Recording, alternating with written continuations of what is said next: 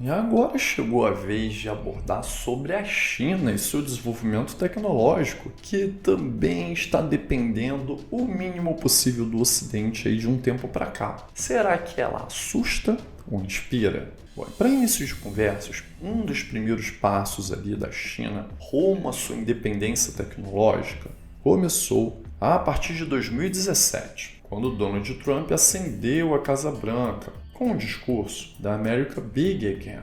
E ali começou uma série de políticas protecionistas para frear o crescimento econômico chinês. Econômico e, diga-se de passagem, tecnológico também. Isso levou a uma série de proibições e embargos, desde a proibição da compra de tecnologia da China para a implementação do 5G no próprio Estados Unidos, assim como também a proibição de empresas como Google e Microsoft de fornecer os seus softwares para a China. Bom, e sem a suíte do Google ali no Android, a gente sabe que o Android fica um sistema quase que morto, sem utilidade nenhuma. Bom, e isso já fez a China se mexer, começar a se movimentar para depender o mínimo possível ali do Windows da Microsoft, também do Android, no caso ali da Google, e ela também tomou uma atitude de banir, de proibir a utilização de iPhones por funcionários de partições públicas. Bom, e quanto ao sistema dos computadores, a China fez uma parceria com a Huawei, uma das maiores empresas chinesas, que começou a vender seus notebooks e computadores com a distribuição Linux Deepin,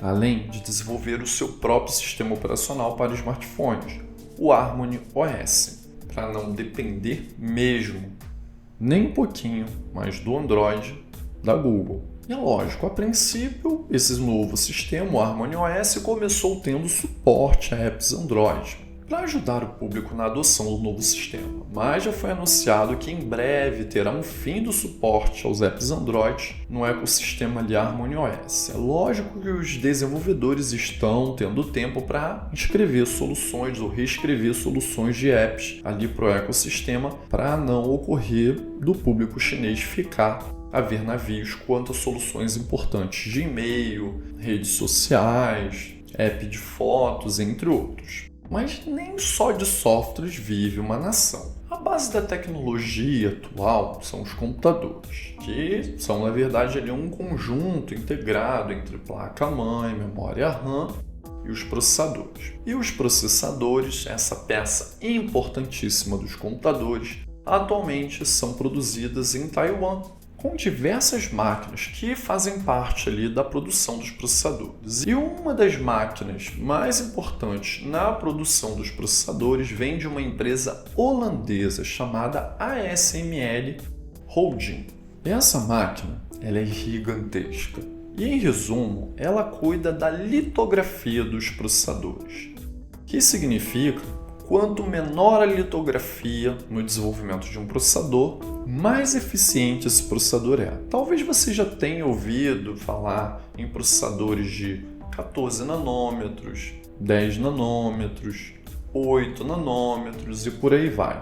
Pois então, quanto menor a nomenclatura e quanto menos nanômetros ele tem na sua produção, mais potente ele é. Bom, enquanto a ASML Holding, essa empresa holandesa, detém todo o monopólio sobre essa máquina em si, que cuida da litografia dos processadores, devido aos embargos econômicos que a China sofreu, ela não vende seu maquinário para empresas chinesas. E para tentar sair do prejuízo quanto a essa questão, a China começou a contratar ex-funcionários da ASML Holding para tentar desenvolver os seus próprios processadores, as suas próprias máquinas, e não depender da empresa holandesa para produzir sua própria tecnologia. Olha, parece que o desenvolvimento de máquinas para a fabricação de chips na China, sem ali o suporte da empresa holandesa, está funcionando. Em um movimento que desafia a supremacia norte-americana quanto à tecnologia no desenvolvimento dos chips.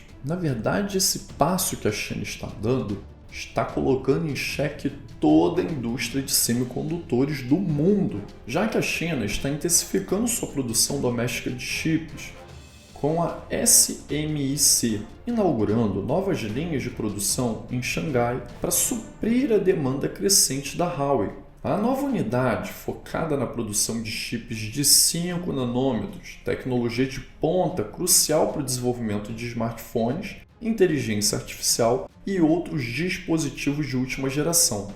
E ela iniciou a sua operação no primeiro semestre agora de 2024. Bom, e para tentar driblar as sanções impostas pelos Estados Unidos, a SMIC vai utilizar o seu estoque de equipamentos que ela adquiriu antes das sanções, algo que a Huawei já adotou há algum tempo, quando ela previu que poderia sofrer algum tipo de sanção dos Estados Unidos. E a China já vem há alguns anos investindo pesadamente na Huawei, para transformá-la na maior potência de semicondutores do mundo. Segundo informações da Bloomberg, um fundo de investimento do governo da cidade de Shenzhen foi criado especificamente para colocar a empresa no centro de uma grande rede. E essa decisão de tornar a Huawei uma força líder na produção de processadores no mundo veio do topo da hierarquia do governo chinês, que destacou seu desejo de desenvolver especialistas em óptica,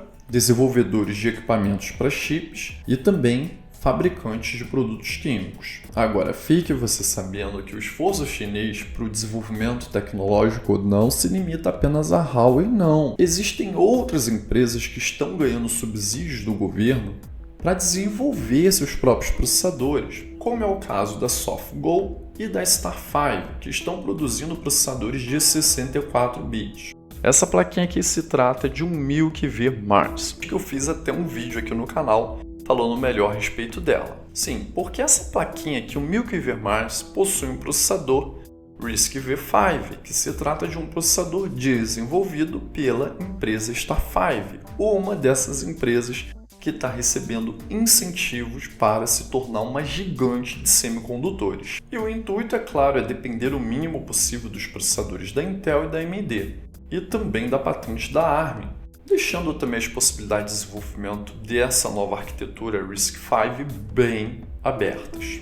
Mas apesar da China estar fazendo um grande esforço financeiro em torno da produção de chips para o seu desenvolvimento tecnológico, esse desenvolvimento tecnológico chinês acabou tendo uma ajudinha norte-americana também, com a Microsoft, por exemplo, que foi uma das primeiras empresas de tecnologia a estabelecer um laboratório de pesquisa avançado em Pequim em 1998. E desde então, o laboratório é referência no desenvolvimento de inteligência artificial, com aplicações diversas, como reconhecimento facial, imagem, voz e também no desenvolvimento do ChatGPT. Para se ter ideia, o laboratório de Pequim se tornou um dos mais prestigiados do mundo, graças ao profundo conjunto de talentos intelectuais da China. Agora, nas palavras de Bill Gates, cofundador da Microsoft, esse laboratório enfrenta um grande desafio, o conflito ali entre Estados Unidos e China pela liderança da tecnologia global. Bom, além disso, a gigante de Handmelt anunciou que tinha aberto uma filial do laboratório em Vancouver, no Canadá, e que iria transferir funcionários e as tecnologias com o passar do tempo para esse laboratório em Vancouver. Porém, a Microsoft parou por aí e até o momento não há planos de transferir toda a tecnologia do laboratório de Pequim para o laboratório aberto em Vancouver. E segundo o The New York Times, as lideranças da Microsoft pretendem manter os desenvolvedores chineses no laboratório da China, como por exemplo o diretor da Microsoft Research, Peter Lee. Claro que a Microsoft recebeu consultas privadas da administração de Biden sobre o seu laboratório de tecnologias ali avançadas em Pequim. Bom, e em uma audiência em setembro de 2023, no Subcomitê de Inteligência Artificial, senadores chegaram a questionar o presidente da Microsoft, Brad Smith, se ele iria ou não remover o laboratório de Pequim ou remover os especialistas que estão alocados por lá. E Smith, como resposta, disse que a China foi responsável por 1,5% das receitas da Microsoft, que foram de 212 bilhões de dólares. E sim, o laboratório da Microsoft reuniu muito dos melhores pesquisadores em tecnologias como reconhecimento de fala, visão computacional e processamento de linguagem natural, que são fundamentais para o desenvolvimento da inteligência artificial. Alguns dos pesquisadores do laboratório ocuparam cargos importantes em gigantes tecnológicas chinesas, como Alibaba, Baidu, Tencent, e criaram startups como a Megvii, uma empresa de reconhecimento facial que tem colaborado com o extenso sistema de vigilância nacional chinês.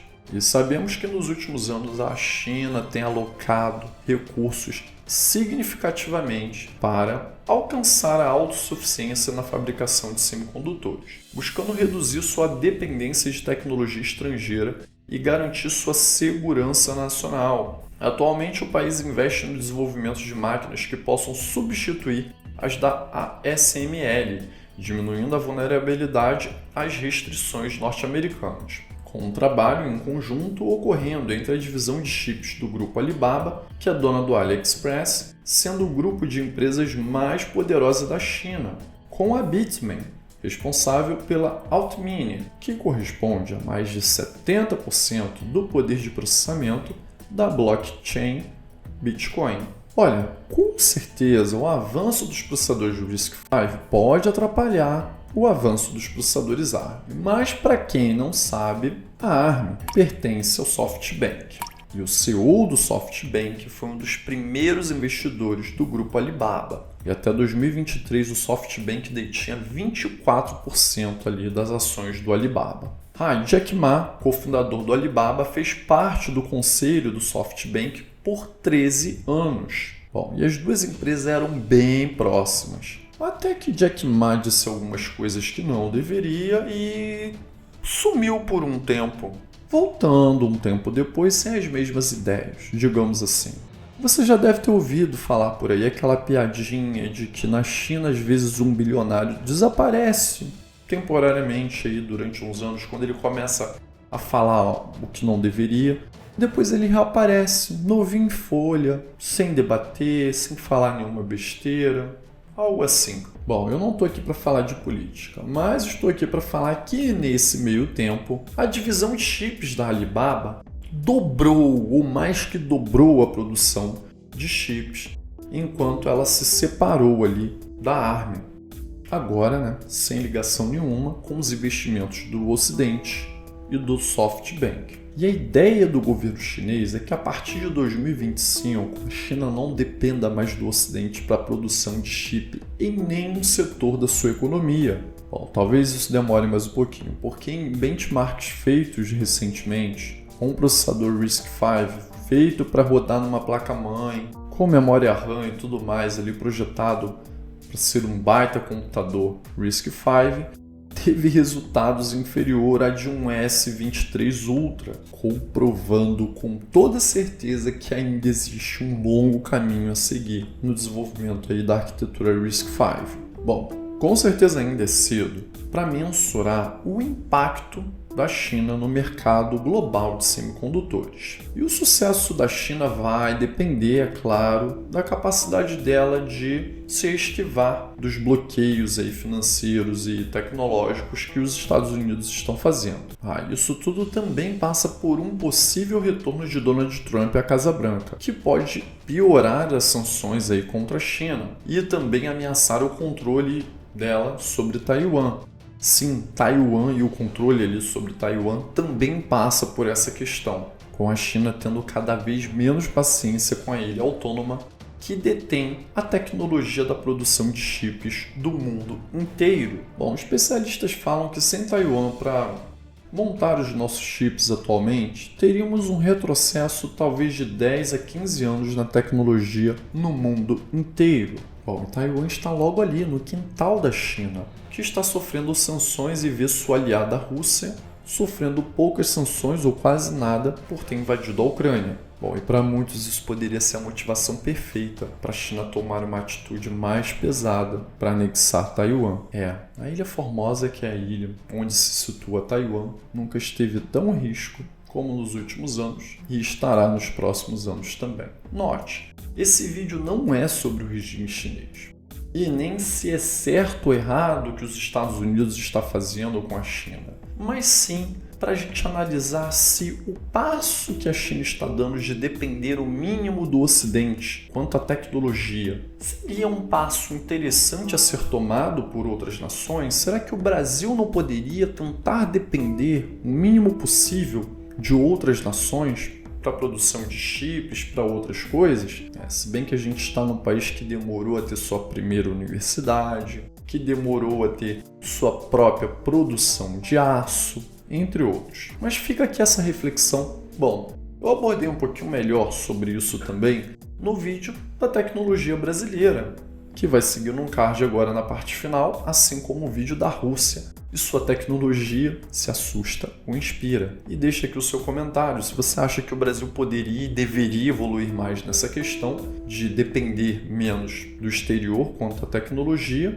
Novamente, se não é inscrito aqui no canal, se inscreva, dê um joinha nesse vídeo. Com certeza esse vídeo merece o seu joinha. E RISC-V, seja pela China estar desenvolvendo, seja por ter a sua arquitetura de código aberto, seria esse o futuro também dos processadores? O Brasil também deveria ir por esse caminho?